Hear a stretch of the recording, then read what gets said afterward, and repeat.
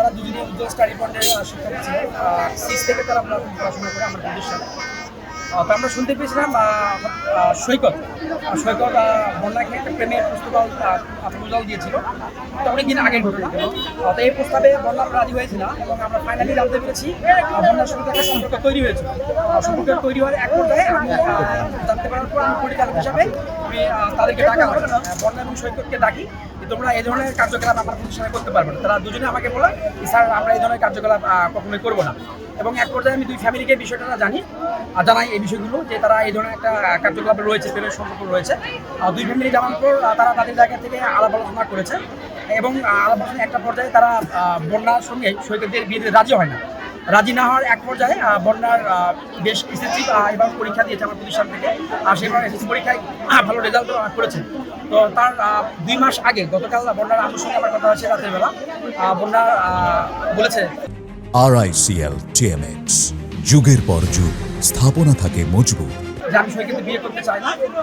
তো বিয়ে না করার কারণেই সে উত্তপ্ত হয়ে তার বাসায় গতকাল সন্ধ্যা 7:40 তার বাসায় ঢুকে এবং এই রুট দিয়ে যায়। এই রুটে যাওয়ার পথে দেখেছেন তার বাবা দোকানে ছিলেন, তার মা দোকানে ছিলেন, তার ভাই এখানে ছিলেন। এই সুযোগে বাসায় ফ্রি ছিল, ছেলে ছিল না, সেই সুযোগে বাসায় যায়। বাসায় গিয়ে প্রথমে বন্যার রুমে যায়। বন্যার কাছ থেকে আমি সকালবেলা তাকে দেখতে গিয়েছিলাম, আমাদের প্রতিষ্ঠানের শিক্ষক সহ। গিয়ে আমি বন্যার কাছে স্টেটমেন্ট নিয়েছি যে বলতে কি হয়েছে বাবা।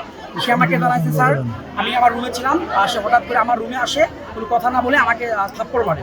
থাপ্পড় মারে এক পর্যায়ে আমি বন্যা তাকে জিজ্ঞাসা করে তুমি কেন আমাকে থাপ্পড় মারলা। সে এক পর্যায়ে তার সঙ্গে উত্তপ্ত বাক্য বিনিময় হয়। এই সময় বন্যার ভাবি হাবিবা যেটা এই মারা গিয়েছেন সৈকত নাম আমার ভাস্তির সাথে গুপ্তভাবে এরা মানে রাস্তাঘাটে যেভাবে সম্পর্ক করছে আমরা কিছু এত দূর জানিনি।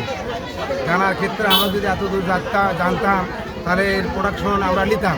আমরা অবগত হয়েছে আমাদের বগুড়া শহরের হরিগাড়ি এলাকায় একটি বখাটে কিশোর তার প্রেমের প্রস্তাব প্রত্যাখ্যান করায় একটি মেয়ের বাড়িতে গিয়ে সে মেয়েকে সহ তার ভাবি এবং তার দাদি 3 জনকে ছুরিকাঘাত করে। পরবর্তীতে তারা মেডিকেলে পৌঁছানোর পরে সেখানে 2 জন মৃত্যুবরণ করে। উক্ত সংবাদের প্রেক্ষিতে আমরা মাননীয় পুলিশ সুপার জনাব জেদানাল মুসা স্যারের দিক নির্দেশনায় আমরা ওই রাতেই আমরা বগুড়া শহরে অভিযান পরিচালনা করে খান্দার এলাকা থেকে ওই বখাটে কিশোর সৈকতকে গ্রেপ্তার করতে সক্ষম হই। পরবর্তীতে তার দেওয়া তথ্যের ভিত্তিতে হরিগাড়ি গ্রাম হইতে একটি পরিত্যক্ত ডোবা হইতে ওই হত্যাকাণ্ডে ব্যবহৃত চাকুটি উদ্ধার করি এবং উদ্ধার করে জব্দ করতে সক্ষম হই।